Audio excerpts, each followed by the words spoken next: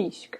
Então, a anemia microcística ou ferropriva, ela na verdade seria aquela em que você tem falta de ferro, né? Então, por isso que ela é ferropriva, e ela tem então um tamanho de hemácia diminuído com uma coloração então mais clara.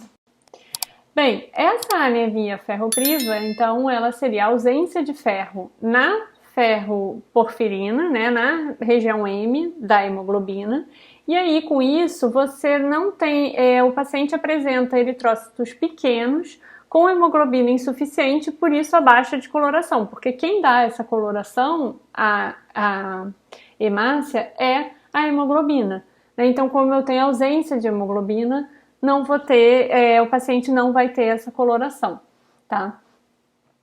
Bem, o nível de ferro que uma pessoa precisa, ela varia muito conforme a idade, o sexo e o estado fisiológico. Então, por exemplo, se a gente olha adolescentes do sexo feminino e adultos do sexo feminino, a gente tem uma necessidade de ferro maior do que adolescentes e adultos do sexo masculino.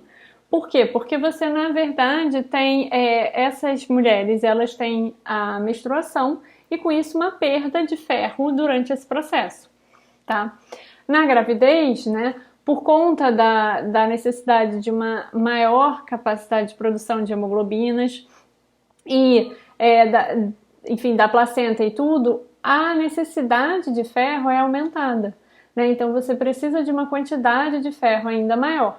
Então, dependendo do estado fisiológico, da idade, né, da época, né, se você olha crianças e lactentes, elas precisam de uma quantidade maior do que adultos e mulheres na menopausa.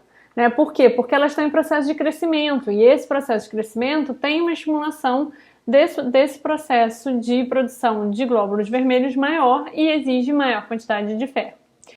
O ferro dentro do organismo, ele é muito conservado, né? Então, a gente tem uma perda muito pequena dele e geralmente está vinculada à menstruação, algum descamamento e algum tipo de perda de sangue. Mas, tirando isso, o organismo ele conserva esse ferro. Né? Lá no início, eu falei um pouco de quando as células dos glóbulos vermelhos eles são quebrados dentro do fígado, né? Eles são degradados no fígado. O ferro ele era reaproveitado, ou ficando armazenado, né, no fígado dentro da ferritina, ou sendo liberado de volta para o plasma, onde ele se liga então às transferrinas, né, que são proteínas presentes no plasma e que servem para carrear esse ferro. Bem, o ferro então ele vem da dieta, né, então de alimentos, em que a gente tem uma absorção duodenal. Esse ferro, então, quando ele entra na circulação, ele se liga a essa transferrina, porque o ferro livre ele é tóxico, e aí essa transferrina ela vai carregar esse ferro para onde é necessário, ou para o fígado, onde ele vai ser armazenado, ou para demandas do músculo, né, para formar as mioglobinas, que são essenciais aí para conseguir fazer o trabalho do músculo, ou ainda levar lá para, né, a medula óssea, em que vai ter a produção então dos glóbulos vermelhos, né? Então, para o processo de eritropoiese. Então, essa absorção do ferro e essa entrada do ferro no organismo, né, bem como esse armazenamento, ele é dado em resposta à necessidade do organismo. Então, como se dá essa absorção do ferro no organismo?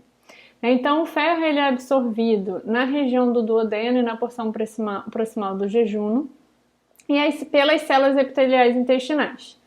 Então, existem dois tipos de ferro que a gente consegue nas vias nutricionais, né? A gente tem o ferro M, que ele está, então, associado a carnes, né, e a derivados de animais, e o ferro férrico, em que se encontra em vegetais, principalmente escuros, cereais e até gema de ovo. Bem, o ferro M ele tem um transportador específico, que é um transportador do grupo M, e ele entra diretamente na célula epitelial intestinal, né, em que ele é uma absorção direta.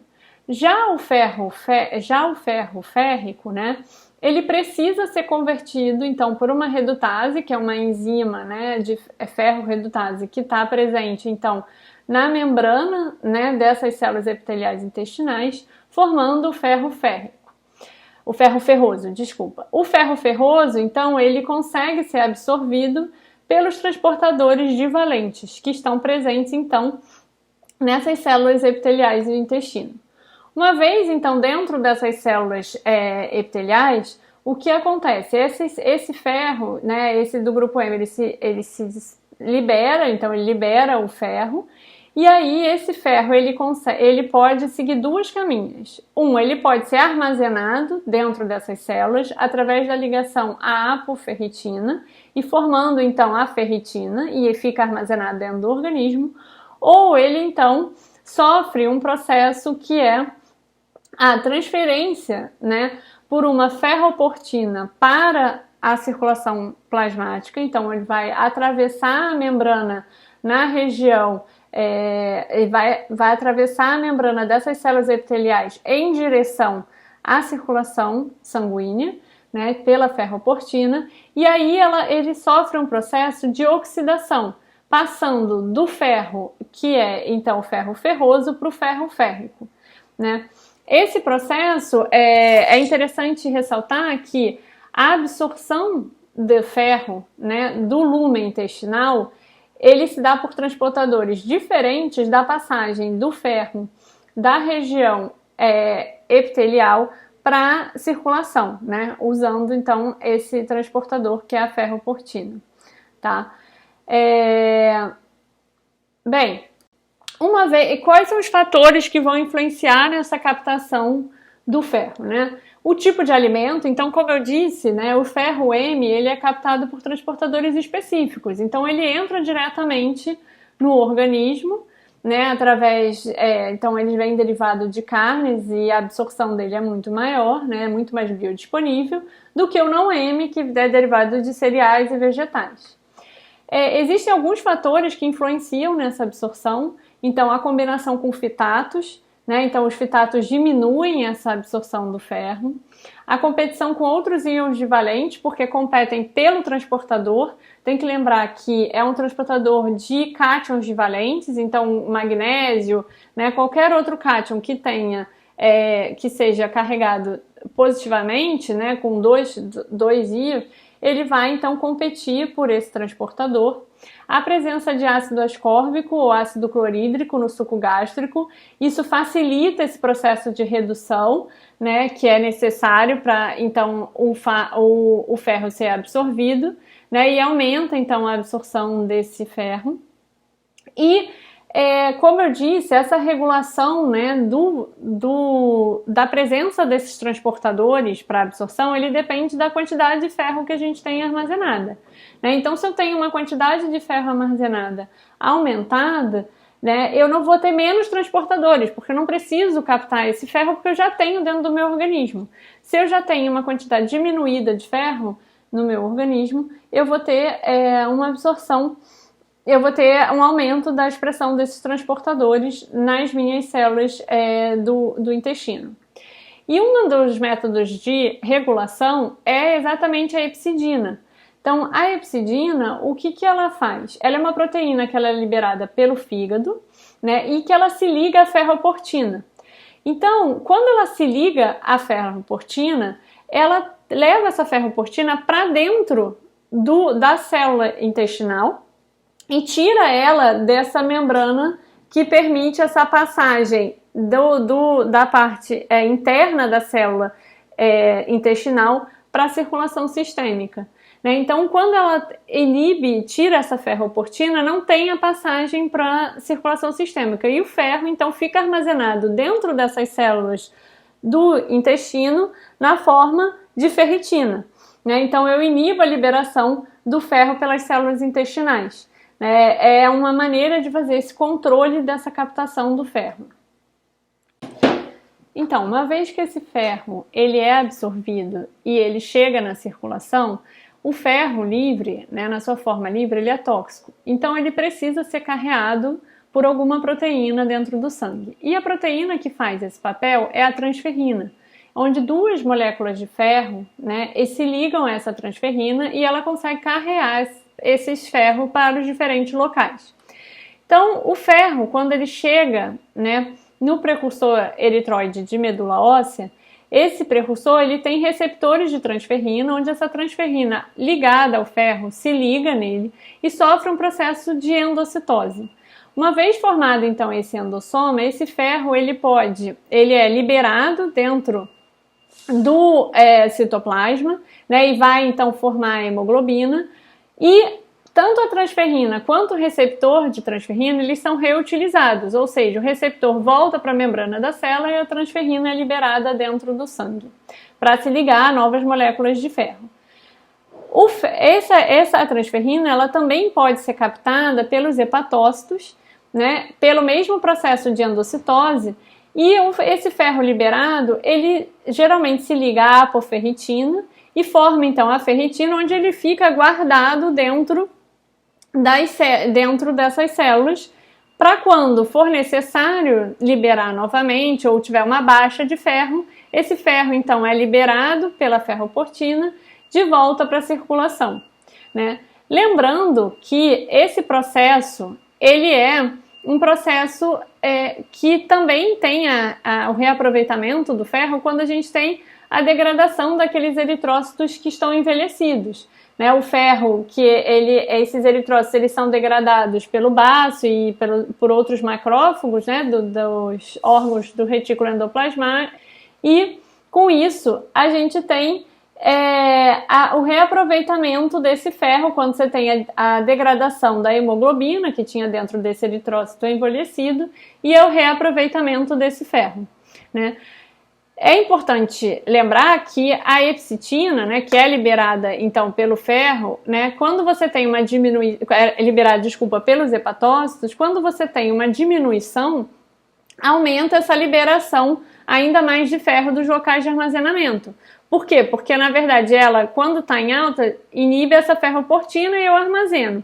Quando tenho baixa, o que acontece? Essa ferroportina, né, elas não estão mais inibidas e eu começo a liberar o ferro de volta para a circulação sistêmica, tá? Então, na anemia ferropriva, o que acontece? Eu vou ter uma alta concentração de transferrina livre, porque eu vou ter uma baixa de ferro, concorda? Na anemia ferropriva, eu não vou ter ferro na circulação. Então, eu vou ter uma alta concentração de transferrina livre, uma alta capacidade de ligação da transferrina ao ferro, né? Então, ele vai se ligar de maneira, ela está ávida pelo ferro, mas eu não tenho ferro. Então, ela não vai conseguir se ligar a esse ferro, né? Então, eu tenho muita transferrina pronta para receber, ela está ávida para o ferro, ela não está saturada, mas eu não tenho ferro. Eu vou ter baixa de apoferritina. Por quê? Porque eu não quero formar a ferritina, eu não quero armazenar esse ferro, eu preciso do ferro para a produção de eritrócitos. Um aumento da eritropoiese, por quê? Porque eu estou tentando produzir mais eritrócitos, mas eu não estou conseguindo, né? Eu estou produzindo eles de forma defeituosa, e uma baixa de epsitina. Por quê? Porque eu preciso, essa baixa de epsitina é importante, porque eu, na verdade, preciso que essa absorção, então que a ferroportina, ela esteja funcionando bem, né? Então, quando a gente vai olhar o quadro desse paciente, eu tenho uma anemia microcística, né? Então, que as células estão pequenas, hipocrômicas, estão com baixa coloração, né? Então eu tenho um volume corpuscular médio baixo, eu tenho uma coloração, né? A concentração de hemoglobina por eritrócito baixa, né? E eu vou ter um ferro sérico também baixo, né? E com um aumento, então, de transferrina livre, né? Eu vou ter uma quantidade de transferrina livre e um processo de saturação de transferrina baixa. Então, eu vou estar com uma baixa saturação, né? E com uma alta capacidade de ligação. Então, a minha transferrina não vai estar saturada e eu vou ter uma baixa...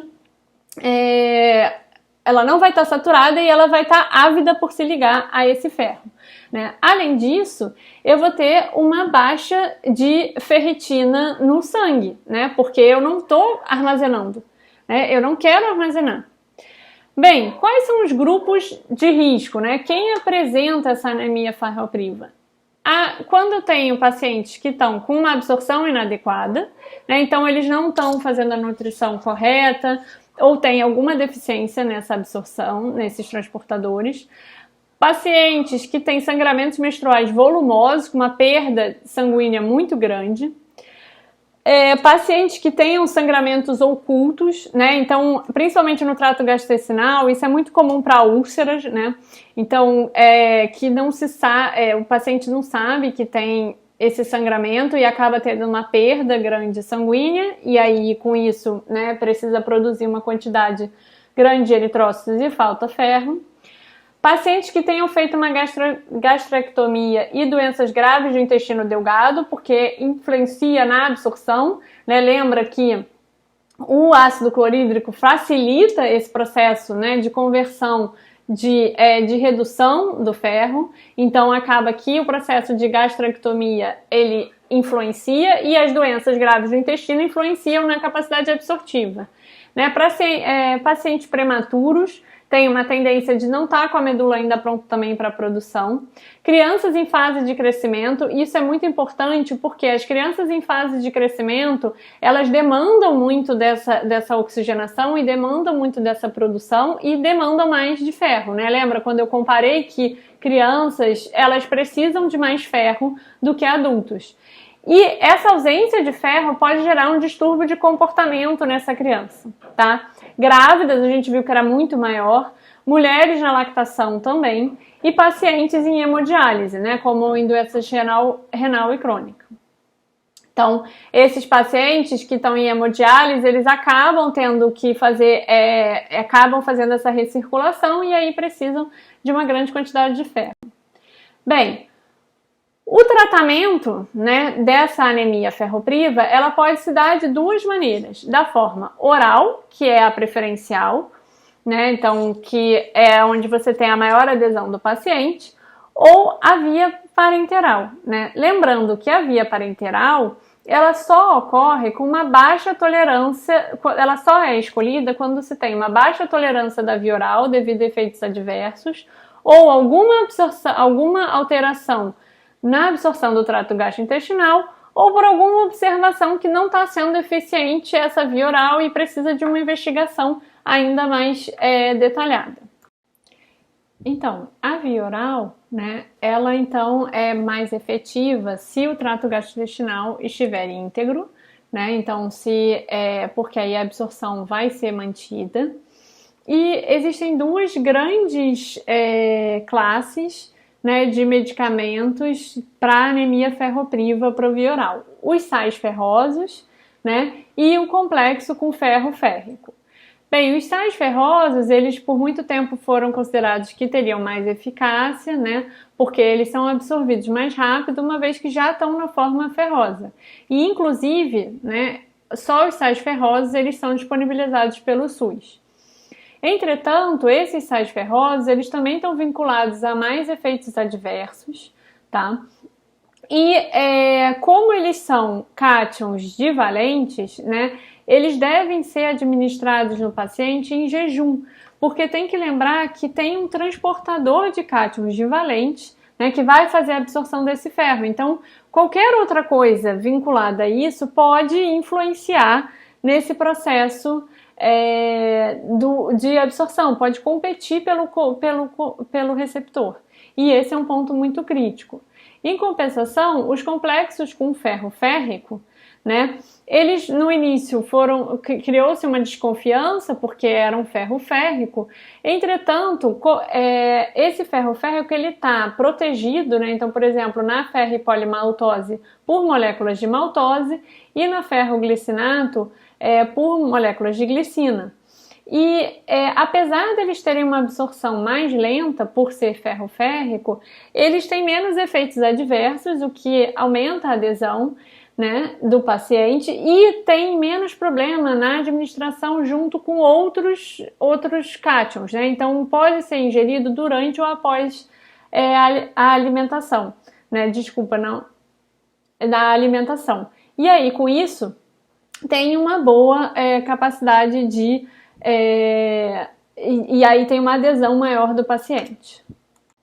Nessa tabela aqui, a gente tem uma comparação, né, entre os sais ferrosos e a ferripolimaltose, e a gente observa assim que os sais ferrosos eles têm uma absorção mais rápida, né, uma difusão ativa e passiva, é muito mais rápido porque tem transportadores específicos, e em compensação, por estar na forma férrica, né, e também ter a estrutura da maltose, você tem uma absorção mais lenta, né, e aí é fisiologicamente mais controlada. Entretanto, a administração dos sais ferrosos, eles precisam ser feitos em jejum para evitar a competição pelo transportador, e dos complexos com ferro férrico, né, ele pode ser feito durante ou após as refeições, o que é interessante para garantir essa adesão do paciente.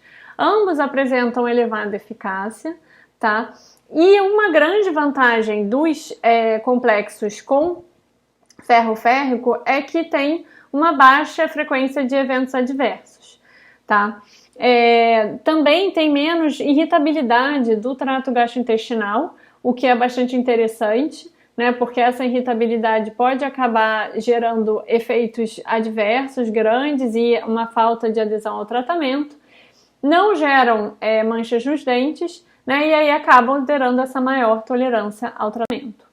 Bem, um outro ponto importante de ressaltar é que apenas o sulfato ferroso que ele está disponível no SUS, né?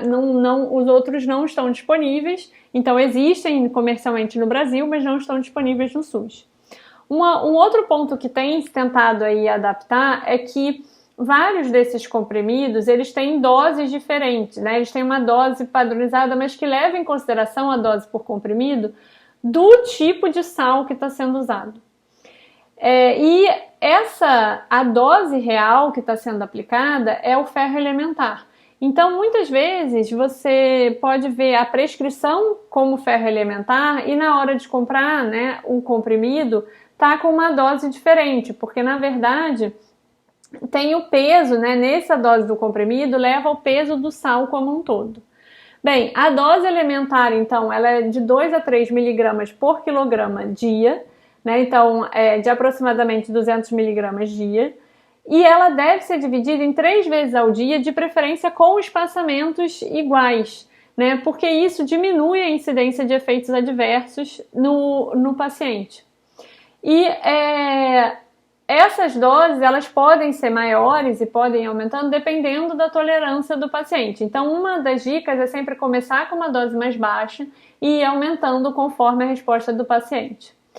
No caso de sangramentos, né, pode-se começar com doses bem mais altas, né, de 120 miligramas, 4 vezes ao dia, se o paciente conseguir tolerar. Porque num sangramento, e além disso, deve-se conseguir resolver a questão do sangramento, né? Porque seria mais grave.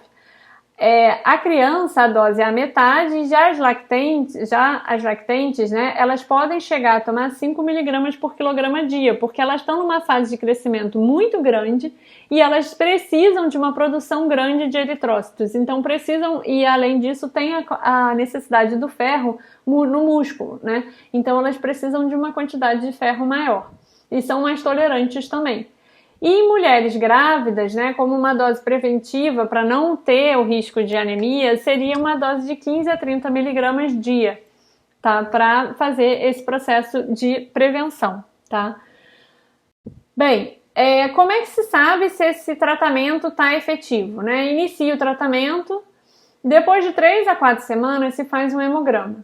Se a quantidade de hemoglobina sobe para 2 gramas decilitro, né, o tratamento pode ser considerado eficaz. E aí ele vai seguir sendo esse tratamento até a hemoglobina normalizar, né, e aí tem que repetir esse hemograma, provavelmente de 1 a 2 meses depois, e continuar essa reposição até para que tenha essa reposição, para até que tenha reserva suficiente de ferro. Então lembra que a gente tem uma baixa de ferritina e precisa repor essa ferritina no paciente. Então, para adulto, a dose é menor do que criança, tá? Bem, caso no hemograma, né, apresente, então, um quadro que não teve um aumento de hemoglobina suficiente, não eficaz, Alguns questionamentos podem ser levantados. Se a adesão do tratamento está correta, então se o paciente está fazendo uso da medicação corretamente, se ele está apresentando efeitos adversos e deixando de fazer o uso. Se existe alguma interação medicamentosa, então às vezes ele pode estar tomou algum antibiótico, como a tetraciclina, que acaba quelando esse ferro e aí o paciente não vai ter eficiente esse tratamento. Avaliar a capacidade de absorção, né, do paciente do trato gastrointestinal e se existe algum tipo de sangramento contínuo que está oculto e que não está sendo percebido. Caso não consiga alterando para outro tipo de dose oral ou realmente seja o caso de uma má absorção, então deve-se mudar para o tratamento intravenoso, tá? Bem, no caso do efeito adverso da dose oral, ele é maior em sais ferrosos, tá? Então os sais ferrosos eles têm mais incidência e são principalmente náusea, desconforto epigástrico, né? Porque gera um certo atrito, cólicas abdominais, constipação ou diarreia, porque pode mudar a flora intestinal do paciente, fezes escuras, o que pode ser um problema quando você não tem uma eficácia, não está sendo eficiente esse tratamento, porque pode estar ocultando, por exemplo, sangue nas fezes e mancha nos dentes. Bem, e aí a solução é a redução da dose diária ou a troca de formulação. Caso o paciente continue sem apresentar melhoras, assim você pode pensar novamente no intravenoso. A interação medicamentosa, ela pode acontecer, né, quando se faz uso de antiácidos, lembrando sempre que os antiácidos mudam o pH, né, do estômago e isso interfere na absorção do ferro. A presença de tetraciclinas, que vão então quelar esses íons de cálcio, hormônio tiroidiano e anticoncepcional. Né, o anticoncepcional muda a flora bacteriana e faz algumas outras alterações que podem, então, gerar a baixa absorção do ferro. Bem, essas interações, elas também são maiores para sulfato ferroso do que para as outras questões levantadas. Bem, o tratamento parenteral, né, ele se dá com a incapacidade de absorver ou tolerar o ferro oral. Então, normalmente, ele só vai ser escolhido por uma dessas duas opções. Ou porque os efeitos adversos foram tão graves que o paciente não conseguiu tolerar, ou porque teve uma incapacidade de absorver. Ou no caso de uma anemia crônica, também pode ser a primeira tentativa, né? Então, para pacientes que têm doença renal crônica, que já tiveram uma ressecção de intestino delgado, então já se sabe que vai ter uma incapacidade de absorção, condições pós-gastrectomia, doenças inflamatórias, todos esses impactam diretamente no processo de absorção, né? E aí com isso você pode partir direto para o intravenoso. Lembra sempre que o ferro livre é tóxico, né? Então as preparações são de ferrodextrana, que é um complexo de óxido-hidroxiferro e destrano, ou um complexo com gliconato de ferro ou ferrosacarose, né? A ferrodestrana é a única que também pode ser administrada de forma intramuscular, mas pode causar escurecimento, né, do local de aplicação e acaba não sendo muito utilizado dessa forma. Outro ponto importante é que a ferrodestrana ela pode causar, especialmente a ferrodestrana, os outros também podem causar, mas a ferrodestrana é mais comum reações de hipersensibilidade. Então a de baixo peso molecular tem uma menor incidência, mas ainda pode acontecer, tá? E a dose, então, recomendada da ferrodestrana é de 50 mg de ferro elementar por ml. Bem, essa ferrodestrana, ela também tem uma liberação mais lenta, né, do que os outros dois de ferrosacarose e o complexo gliconato, porque esse ferrodestrano ele precisa ser captado pelos macrófagos do retículo endotelial para retirar essa destrana, né, e aí então liberar esse ferro e com isso esse ferro se ligar à transferrina e ser distribuído. Então ele é um pouco mais lento nesse processo. Bem, quais são os efeitos adversos vinculados à via parenteral? Dor e escurecimento quando se aplica intramuscular, cefaleia, tontura, febre, atralgia, náusea, vômito, dor lombar, rubor, urticária, pode gerar choque anafilático e morte. Por conta disso, né, a equipe de enfermagem deve fazer um teste de hipersensibilidade antes de fazer a injeção do ferro. Ou seja, a equipe de enfermagem deve administrar baixas doses, diluídas, né, e aí observar o paciente de 30 minutos a 1 hora para ver se ele apresenta algum sinal de reações de choque anafilático ou de hipersensibilidade. Caso ele não apresente, aí sim seguir então com a dose recomendada, tá? O controle mais rigoroso do ferro armazenado para evitar essa sobrecarga do ferro, diferente do oral, esse não tem mecanismo de absorção da regulação. Então, o que isso quer dizer?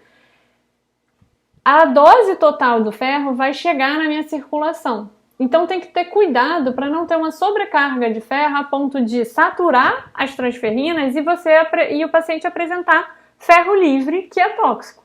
Né? É diferente da absorção oral, que quando eu tenho uma quantidade de ferro suficiente no meu organismo, o próprio organismo vai gerar mecanismo como a epsitina para bloquear essa absorção.